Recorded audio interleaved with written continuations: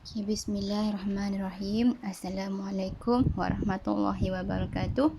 Okey, hari ini bersama Cikgu Izzati akan belajar subjek matematik KSSMPK tingkatan 4 bab 3 kewangan. Okey, bab 3 kewangan ni adalah bab baru kita selepas kita dah belajar sebelum ni, iaitu koordinat.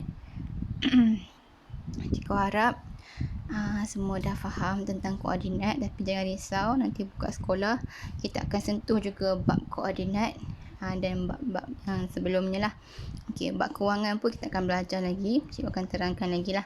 Okey, untuk hari ni kita nak tengok tajuk 3.1 pengiraan yang melibatkan aspek kewangan, dan 3.11 menentukan perbelanjaan dan pendapatan. Okey, mari kita tengok apa yang dimaksudkan dengan wang. Okey, wang ialah medium yang digunakan untuk perbelanjaan harian seperti membeli makanan, membeli barang, membayar bil telefon, belanja perubatan, hiburan, peruntukan kecemasan dan lain-lain. Okey, maka adalah penting untuk kita mengetahui perkara asas berkaitan kewangan. Okey, jadi wang ni ialah satu keperluan, satu yang tak asing dalam hidup kita.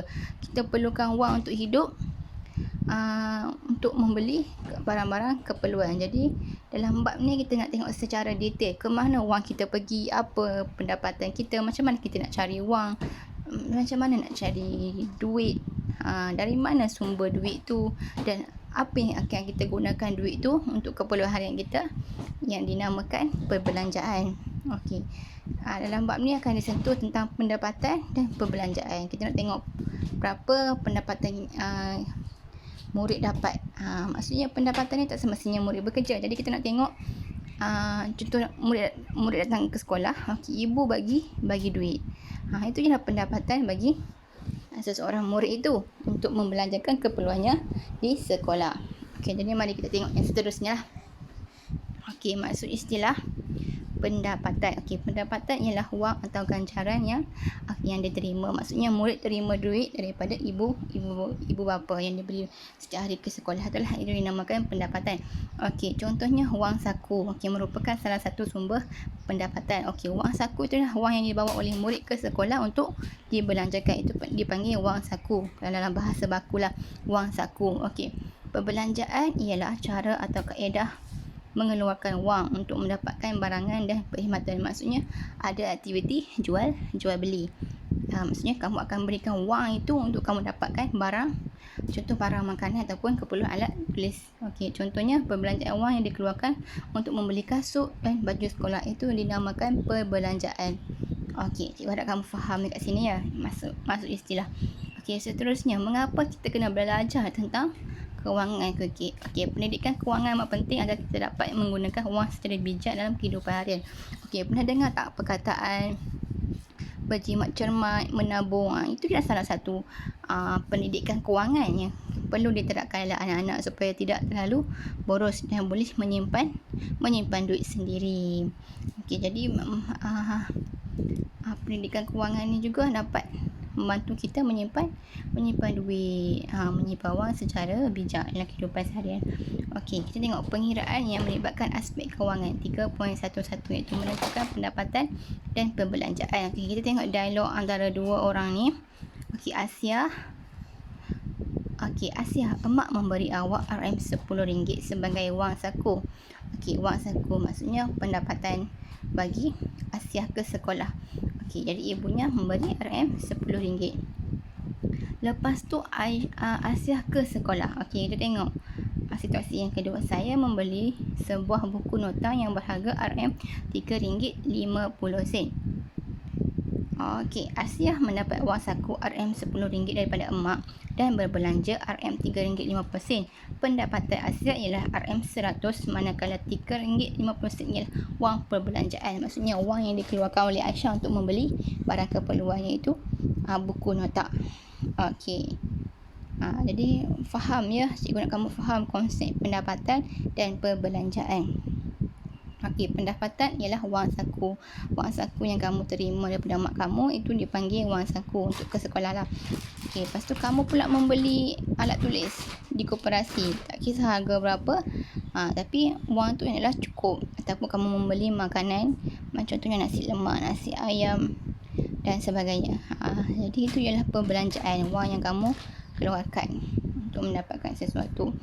Okey, untuk mengetahui keadaan kewangan kita, salah satu cara yang baik adalah dengan merekodkan pendapatan yang kita peroleh dan perbelanjaan yang dibuat pada hari tersebut. Okey, kalau yang ini adalah situasi yang kita nak tengok pengaliran keluar duit lah. Okey, rekod kewangan hari Aisyah. Okey, 6 Januari 2020. Hari Isnin. Okey, pendapatan wang masuk. Tadi mak dia bagi wang saku RM RM10. Kemudian perbelanjaan wang keluar. Dia beli nasi goreng RM RM3.50. Lepas tu dia bayar yuran kelas RM RM1 dan dia pun derma tabung tsunami RM RM2. Jadi kita kat situ ada jumlah. Okey, jumlah wang masuk dan jumlah wang keluar. Okey, jumlah wang saku yang dapat RM RM10. Okey, nasi goreng kita tambah harga nasi goreng, tambah bayaran yuran kelas, tambah derma tabung tsunami. Okey, kita akan dapat berapa? Perbelanjaan harian Asia. Okey, RM6.50. Kalau kita total, kamu boleh guna kalkulator juga. Total RM6.50 yang dia belanjakan pada hari Isnin. Jadi berapa lebihan wang yang dia ada? Okey, jadi RM10 tolak RM6.50 dapat RM3. Ada lagi RM3.50.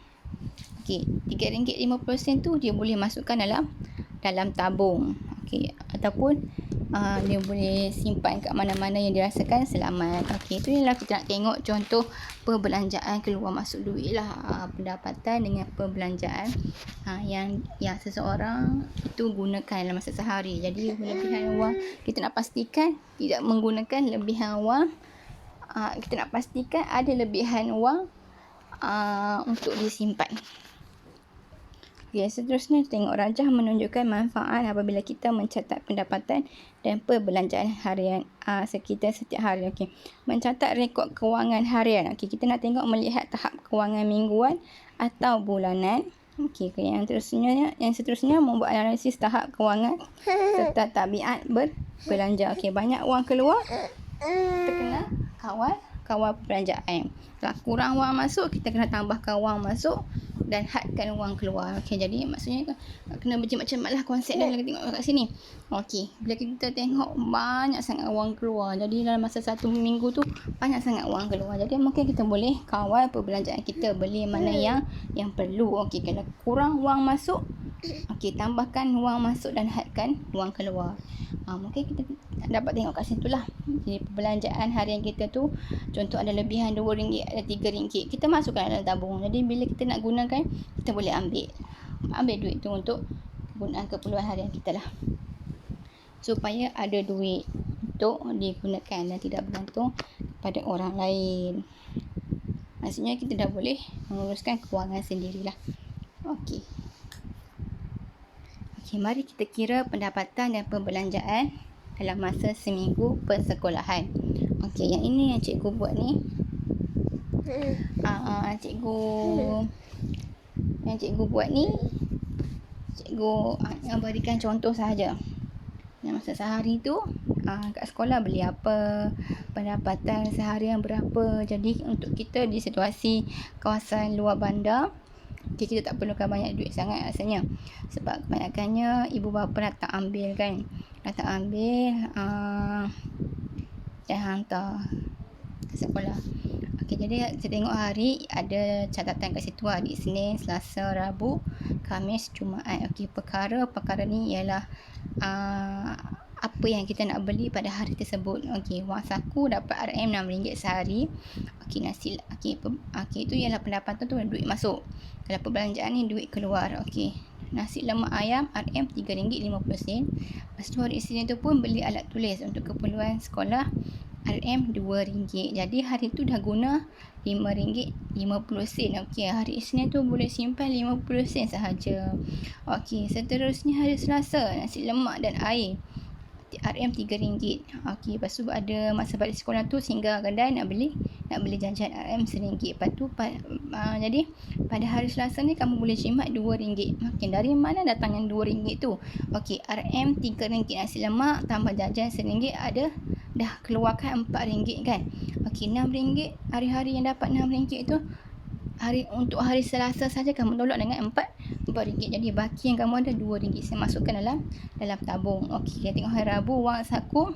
Okey, dapat lagi RM RM6 hari Rabu. Okey, kamu beli bihun goreng RM RM1.50. Kemudian ada derma kilat kematian ibu bapa kamu sedekahkan RM RM2. Okey, ini cikgu agak-agak je lah sebenarnya. Tapi nanti untuk latihan kamu buat berdasarkan perbelanjaan harian kamu ke sekolah lah. Kamu tengoklah kamu guna banyak mana ke sekolah hari-hari. Okey, jadi nak tahu baki yang tinggal, perbelanjaan tolak pendapatan, tolak perbelanjaan. Okey, hari Khamis wang saku dah dapat lagi RM6. Okey, beli aiskrim RM RM2, beli buku cerita RM RM2. Okey, jadi perbelanjaan harian RM4. RM6 tolak RM4, ada lagi RM2. Kamu boleh simpan lagi RM2 tu. Kemudian hari Jumaat pula wang saku beli nasi ayam bajet sahaja pada hari Jumaat. Okey, nasi ayam bajet RM RM3. Jadi untuk hari tu kamu dah boleh jimat RM3. Jadi kat situ bawah tu ada jumlah. Jumlah ni pendapatan yang kamu dapat pada hari Isnin sampai hari Jumaat tu adalah sebanyak RM30. Jadi perbelanjaan yang kamu dah habiskan dalam masa 5 hari, dalam masa seminggu, RM20. Jadi untuk kamu lihat baki yang ada ataupun baki yang kamu boleh simpan dalam sehari tu, RM30 tolak RM20, kamu akan dapat RM10. Jadi RM10 tu kamu boleh simpan dalam tabung untuk beli apa-apa sahajalah. Contohlah kamu nak beli tudung, nanti kamu boleh gunakan duit tu untuk beli tudung ataupun beli kasut, beli stokin ataupun beli apa-apa yang kamu suka. Jadi bila kamu keluar pergi supermarket ataupun sebagainya, kamu boleh gunakan duit kamu sendiri tanpa mengharapkan duit ibu bapa. Jadi kat situ kamu dah boleh faham konsep jimat cermat, pengawalan, keluar masuk duit, semua tu akan membantu kamu nantilah untuk menguruskan kewangan. Okey, latihan pada hari ini. Okey, murid perlu salin terlebih dahulu maksud istilah wang, pendapatan, wang saku dan perbelanjaan. Okey, kat depan sekali ada nota tu kan. Kamu boleh salin dulu maksud istilah tu, kemudian laksanakan latihan atau lakukan kira-kira pendapatan dan perbelanjaan seharian semasa di sekolah. Okey, boleh lihat contoh yang cikgu buat, bina jadual seperti contoh yang cikgu buat, tetapi ubah mengikut pendapatan dan perbelanjaan kamu. Okey, inilah yang cikgu masukkan. Jadual inilah yang cikgu masukkan. Okey, buat jadual macam ni, tapi kamu kosongkan bahagian perkara pendapatan perbelanjaan, iaitu ikut kreativiti kamu mengikut keperluan perbelanjaan kamu seharian.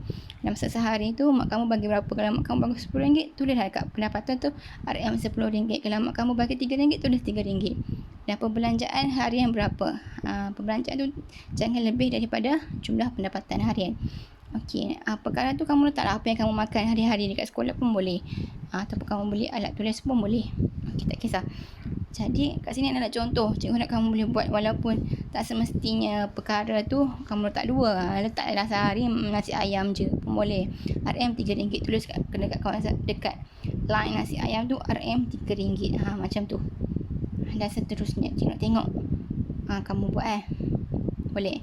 Okey, itu sahaja untuk hari ni. Okey, sekian, terima kasih. Kalau tak faham boleh tanya cikgu.